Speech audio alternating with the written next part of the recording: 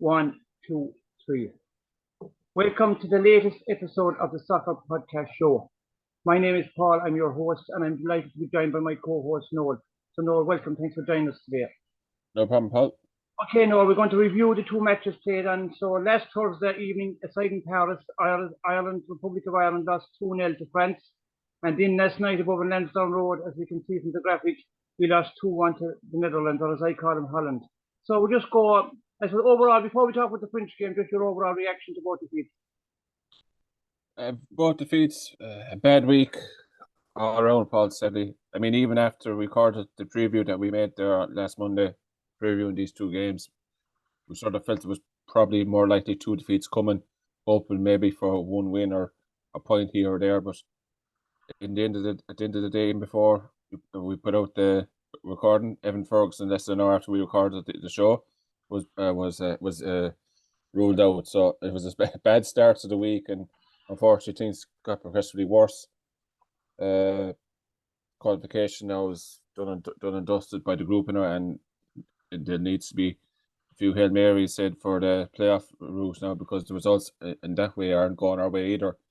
So sad night last night, a sad week overall for Irish football, but it's just the way we are, Paul. I suppose we get into the two games in a minute, but overall... Before we go to the French game, do you know what? I'm not that disappointed. And because in general terms, I'm never disappointed when you lose to a better quality team. And in my opinion, both France and Holland are better quality. So I'm not that overall disappointed. I was 10 times more disappointed to lose to Greece and said, you know what? Yeah. So anyway, look, we go back to the French game Thursday night. It was 2-0, but France missed 2 or 3 sitters. It could have been 4 or 5-0. Look, they were in the World Cup final. They have top class players. To me, Ireland actually played well. I thought we held them to 2-0, but it could have been 4 or 5. That was my analysis. What are your thoughts? It could have been 4 or 5, Paul. I think it was the spirit of the determination of the team, the effort that they put in. They didn't go like Holland. I mean, Holland lost 4-0 against France, and it looked like that it was coming that way when Duran got the second goal so early in the second half again, Paul. That's really frustrating thing about the French game. We held them out for a good 20 minutes, but then Tchouameni scored a long-range shot. Up to that point, I thought Ireland were doing okay. But once they went behind, in France just strolled it around and passed it around. They rang rings around us near the end of the first half. And in the second half, I think we were in an okay position, being 1-0 down. You know, many people would expect it maybe in a worse position. But to see 3 minutes into the start of the second half, Turan, again, it was just obviously when you're 1-0 down against France, obviously it goes without saying, for the next 10-15 minutes, keep it tight. Don't give away a second goal. If we give away a second goal, the game's over, because we're not going to be able to score 2 goals. We might be able to score 1 if we hang in there. And I remember the analysis there at halftime in RT, they were saying, you know, we're not going to get many chances. What we need to do is get to maybe the 70th minute or 75th minute, bring on a few subs, and then try and keep ourselves in the game. But the minute we conceded that second goal, Paul, it was a massive uphill, an unassailable test, because 2-0 down to France in Paris. They just rang rings around us. And to be fair, I think it was the effort to put in, unlike maybe the Dutch team that lost 4-0 in the first game that France had, that kept it down. But you're right, the best 2 or 3 sitters. Turan, I think, right at the end, he scored his first international goal for France. And he had an easier chance to score the third goal for France, right, I think, on the 92nd minute. I think there was 3 or 4 minutes at a time. A header, and I don't know how he missed it. But in the second half, France just rang rings around us, you know. I thought we kept Mbappe quiet enough. I think that's how we did. Thought we did it quite well on him. But Griezmann, Tchouameni, Turan, I think Drew wasn't really causing us too many trouble before he went off. But they had just depth class players all over the pitch. And as you rightly said, they've been in the last 2 World Cup finals.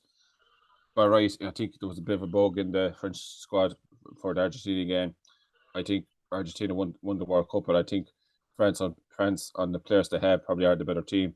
Was on the day Argentina took their chances and won the World Cup, but I think this French side is a serious outfit. I think they're going off into the distance now in this group, and they'll be looking to win the Euros next year now. So I think as you said, we're in a terrible group of France and the Netherlands, or Holland, as I think most people recognize them as.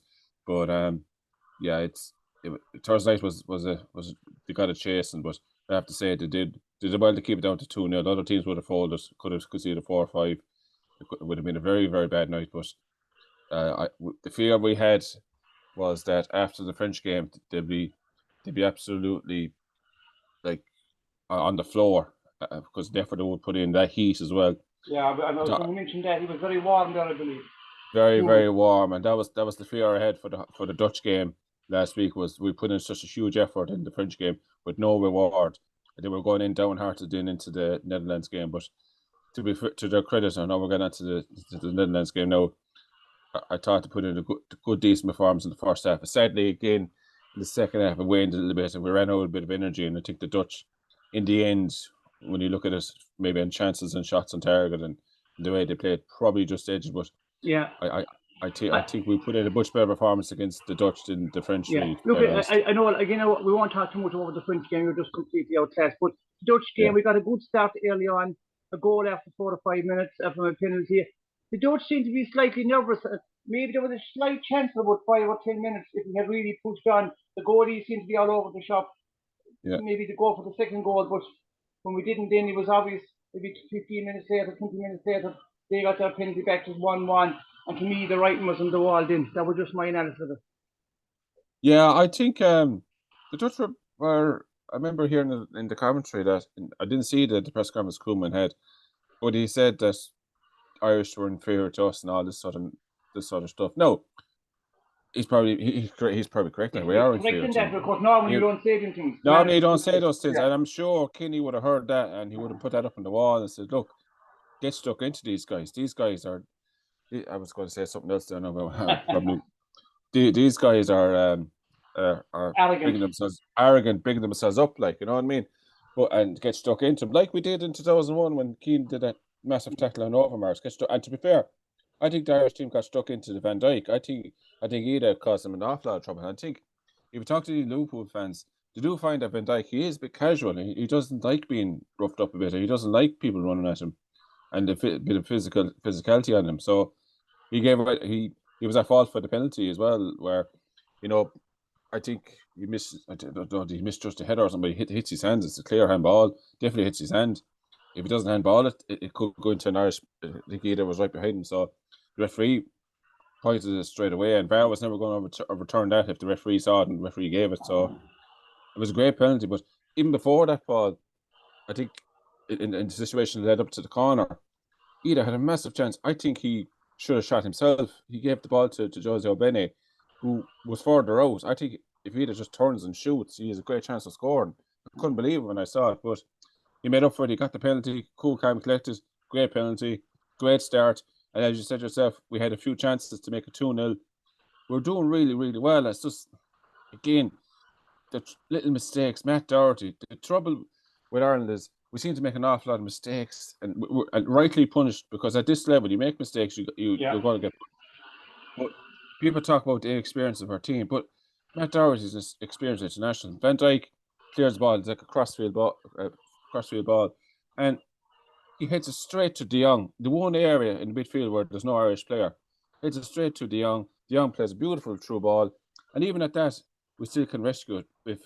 If Duffy's I won't say yards, but he's keeping the Dutch player. I forget the name of the Dutch player now that we can see the penalty to.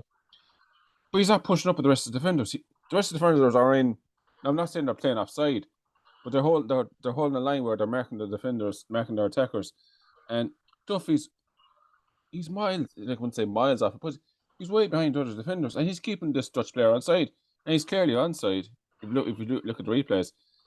I couldn't believe when I saw it. It was bad organisation on the players' part, because Egan and Duffy should be a team. The two centre backs, they should be together, where one pushes up, the other one pushes up as well. They drop back at the same time. I couldn't believe miscommunication or something went wrong there, and a system failure big time. And with a penalty, before we know it, 1-1. Gakpo scored. With 1 or 2 half chances near the end of the second and near the end of the first half, and we go into places at 1-1, where with all the effort we put in, we're still level, and the Dutch have got their second win now in the second half, and it would have been driven into the team at half time. We gave away a goal after 3 minutes against France. Keep it tight, don't give away an early goal. 11 minutes in, 56 minutes, Veghorst, who came on as a sub, who couldn't hit a barn door for Manchester United when he was on loan there at the end of last season, scores the goal, and the writing was on the wall then, because you couldn't see Ireland getting 2 goals. They might be able to get 1 goal back for 2 to a draw, but at the end of the day, Paul, we needed a win to give ourselves any sort of hope in the group, and sadly now that's gone. So just come back. Yeah, we spoke about the women's earlier on in the summer in the World Cup, conceding goals after half time. Ireland have done it again. The Republic of the Men's team has done it again. Is this just organisation or disorganisation or lack of quality, or what is it? Is it just a sign of a team that's under pressure and weak mentally and physically and ultimately in skill wise, that we just seem to fold again right after half time? As I call it all the time, the championship minute. I think of all those, Paul, you're probably right. I think it's concentration is a big thing. You know, Duffy again, and I'm not having to go at Duffy, but again, he's keeping there's a ball over the top. It's the winger, I think, Dumfries. He would be offside if all the defenders were pushed up at the same time. Duffy's his arm, he's definitely onside. Again, not pushing up at the same time. Not all the defenders in a line pushing up at the same time. Duffy's a little bit behind again the other defenders, and he's kept the player onside.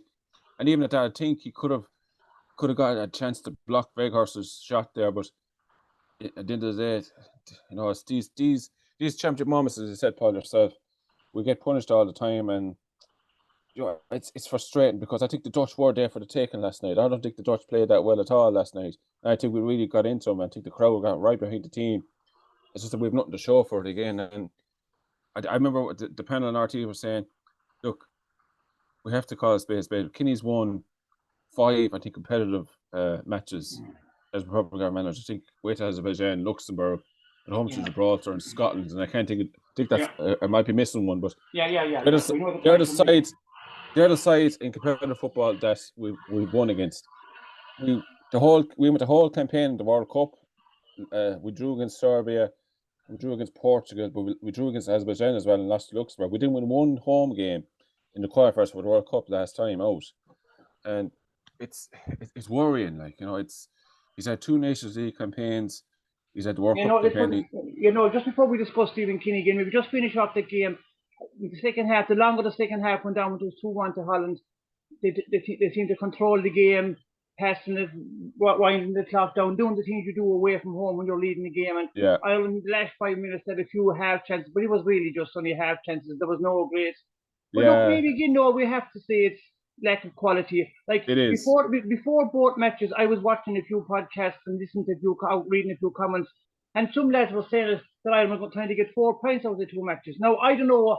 I said it before. Now, some of these people on social media, are they just putting up stuff to get some reaction? Because if anybody generally thought that we were going to get 4 points out of the 2 games, then I'm afraid I can't help you, because that's just that's just crazy talk to me. Will say Holland and France are better than their players. So to me, just before we move on to Stephen Kinney in his future, but just your thoughts on that.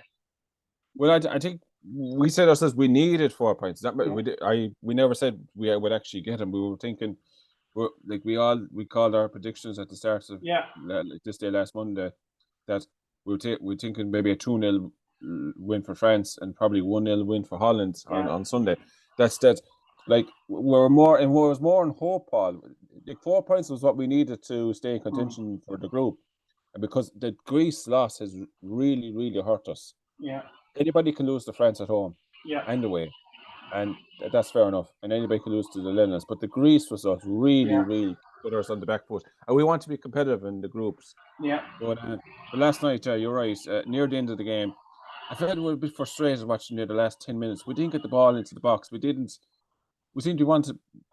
I think Randy Whelan was even saying push Shane Duffy up front, to get a few crosses in there. But would you leave yourself a bit open at the back? But I think we had to try something. We were too slow, I felt, getting the ball into the box, because anytime we corner kicks, free kicks, McLean. Now, I wouldn't be the biggest fan of McLean, but I felt his set piece deliveries last night were brilliant. Yeah. And the one game I thought he was actually playing well. Like, no, I wouldn't say he's shoving on a bit, like, for he's in League Two, and this is his last campaign. He was taken off, but unfortunately, Ryan Manning, there's been a lot of calls for Ryan Manning to play, and he's been playing well for Southampton. He was poor enough when he came on. The subs didn't really make that much of an impact.